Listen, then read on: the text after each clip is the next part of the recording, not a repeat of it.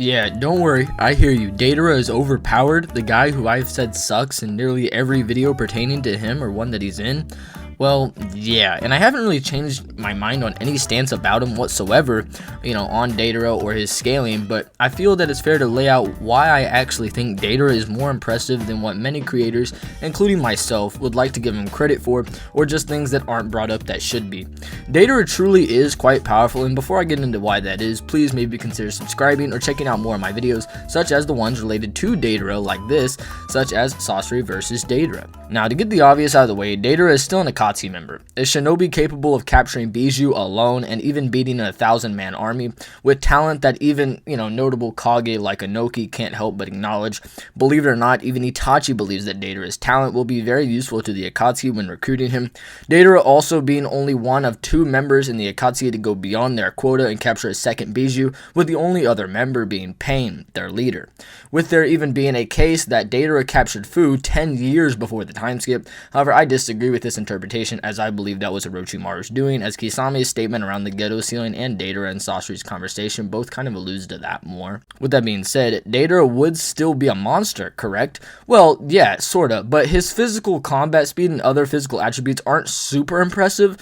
For example, revisit Sasuke vs Deidara. The very first encounter outside of Sasuke avoiding damage with a snake is Sasuke subsequently from a large distance charging at Deidara at full speed, in which Deidara notes that he's fast and dodges last minute, landing on a tree after he cuts through his partner Tobi. Deidara then wants to size up Sasuke, in which he tosses out condensed bombs forced to the smallest explosive capacity called C1. In response, Sasuke, having the elemental advantage, uses his fastest Chidori variant, being the Chidori Senbon, and charges at Deidara, blitzing behind him for a strike in which Deidara didn't even see. But once it was pointed out by Tobi, Deidara was only able to throw up his favored left hand and blow up the bomb straight up in his face, stating that he barely managed to escape, hidden in the bomb blast. Stating also that if the bomb was past C1, it could have hurt him or maybe just made the cut by Sasuke worse that was on his shoulder. He then body flickers away to create a large distance and states that Tobi's right, Sasuke's too quick, and immediately goes for a C2 dragon, still sizing him up, as he calls it his best bet and wanting to, better this jutsu by having Tobi plant landmines.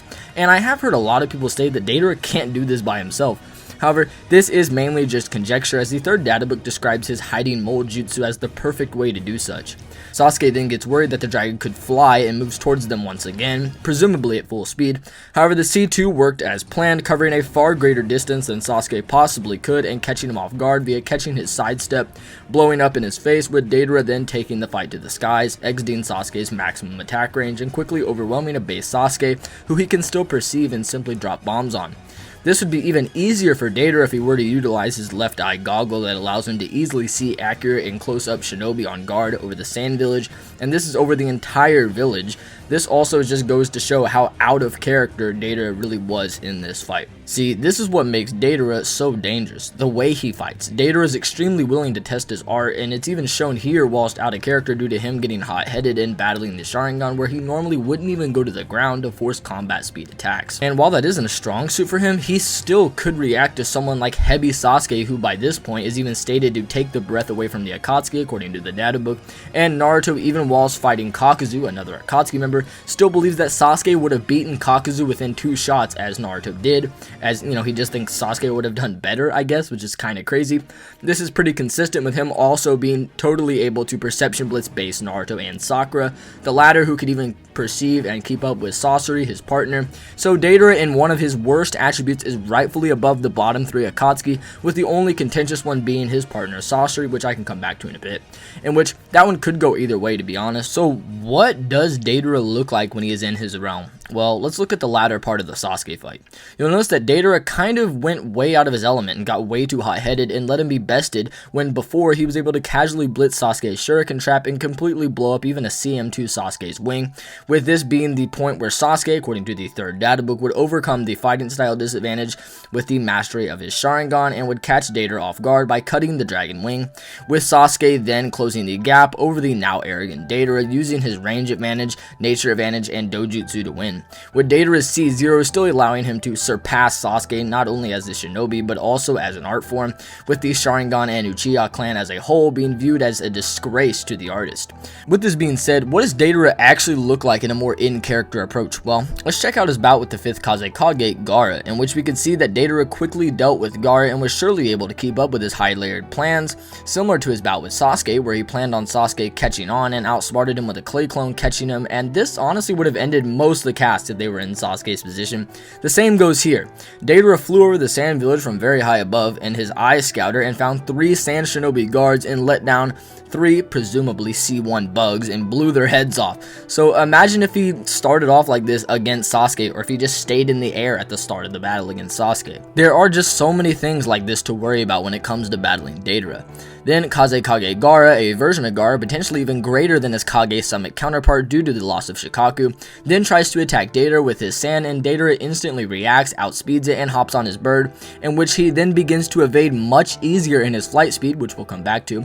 Then Gaara uses his sand topography to his advantage, pulling a ridiculous amount of desert sand up, albeit slower sand, which is shown to be a bad move, as Deidara then totally weaves around it all before setting off some much faster birds, which Gaara was forced to use his sand shield, in which he also focused his attack to then catch Deidara. And Deidara was aware of this, so a case could be made that Deidara let Gaara actually catch his arm, so he could then infuse his very own bombs, since he and Gaara were both running low on chakra and Deidara needed a plan. He then displayed once again that he can enter his flight speed as fast as a right-hand tiger, so if you revisit the Sasuke fight, Deidara could have flew away when Sasuke blitzed behind him. However, he just was being arrogant and not really thinking like how he does in character, like this. And this is just an interesting note, and yeah, there are other times that could have, saved Deidara against Sasuke, and could have even resulted in Sasuke's defeat if Deidara just would have been a little more calm-headed. With this being said, Deidara then denotes that he only has enough chakra for 2 more bombs and then deploys a C3 Ohaku. This could mean that he theoretically could just use all the bombs at the same cost, and thus is a very fatigued Deidara here, who also just lost his arm, his main arm at that, as Deidara is left-handed as noted by Data Book 3.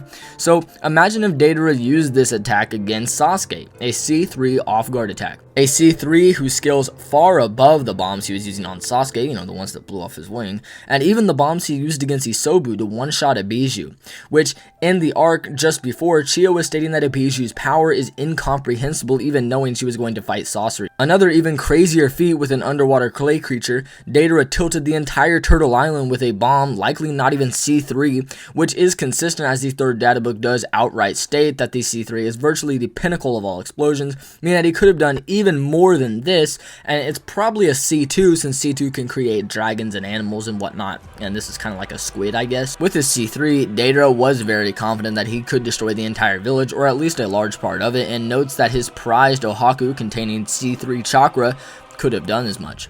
This also corroborating the notion that all of his bombs are the same, he just inserts different types of chakra to then enhance what explosion will actually emerge. So let me ask you this. Let's say Deidara goes to drop this on the Mist Village. What's stopping him? How about the Leaf Village?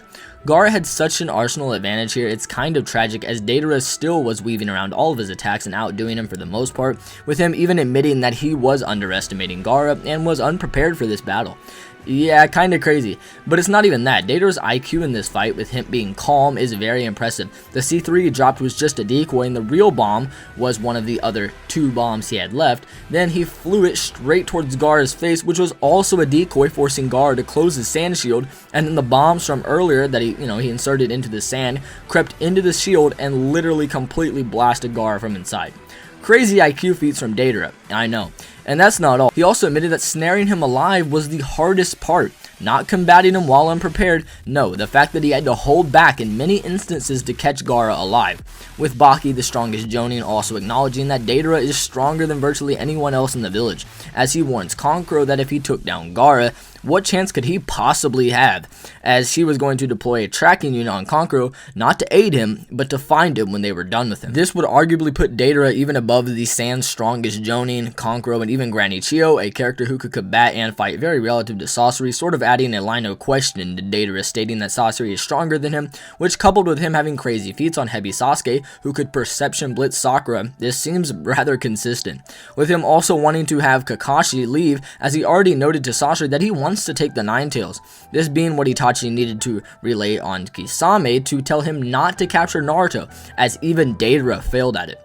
Now, of course, Kisame claimed to be the best at Jinchuriki capture due to his fused bubble form, but don't just take a subjective account from himself when he doesn't even know Deidara's accomplishments. Take your own account. What's more impressive, taking on an old, out-of-shape Four Tails Roshi who even had Kisame, admit that he used to be impressive with his corrosive style, or tearing apart the entire sand village, taking on the One Tails without the right equipment, and hunting and bombing Isobu the Three Tails with just a lower bomb, and even potentially taking on a Seven Tails before the time skip, if you don't think Orochimaru did it.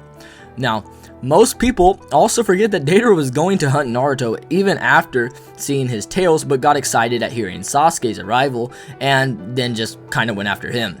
And even in the war, he was also excited at the thought of capturing both the 8 and 9 at the same time.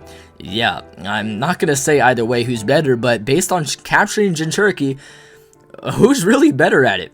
Even Kisame himself displayed no sign of worry at Kakuzu's death. When even Obito warned Pain that Naruto was dangerous because he took down Kakuzu, he showed no worry at Hidan's death. But when Deidara died, Kisame was visibly shocked and stated that he believed he was one of the stronger members, with Pain also stating that the loss of Deidara was truly unfortunate, and they go on to mourn his death. However, following his death, that wouldn't be the end for the explosive artist, as he would still be revived and obviously weaker, yet still confident in taking on both the 8 and 9 tails at the same time just before running into Tsuchikage Oniki, who Deidara was able to keep up with in flight, and even noted that he is now faster than he was in his prime, implying that Deidara's flight speed is even greater than a prime Inoki, giving Gaara a bit more credit as to how Deidara weaved him so easily.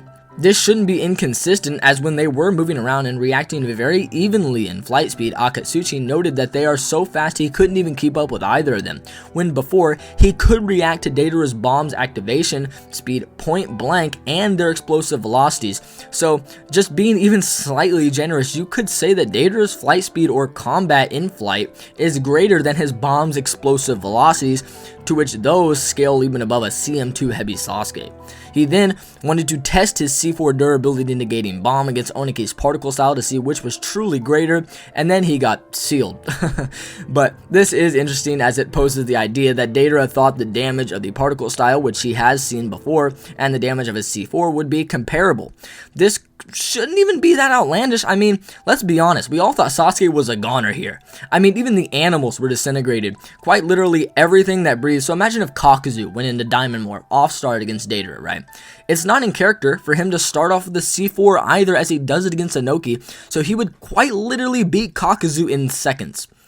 Yeah, think about that. With all this being said, I truly just did want to rectify many claims that I made on Deidara's power, and while I still stand by his literal combat speed not being all that close to Sasuke, I do believe that maybe I did underestimate him, and I think this video should have been able to, do that justice and truly inform people and inform a lot of people how much of a monster Deidara truly is.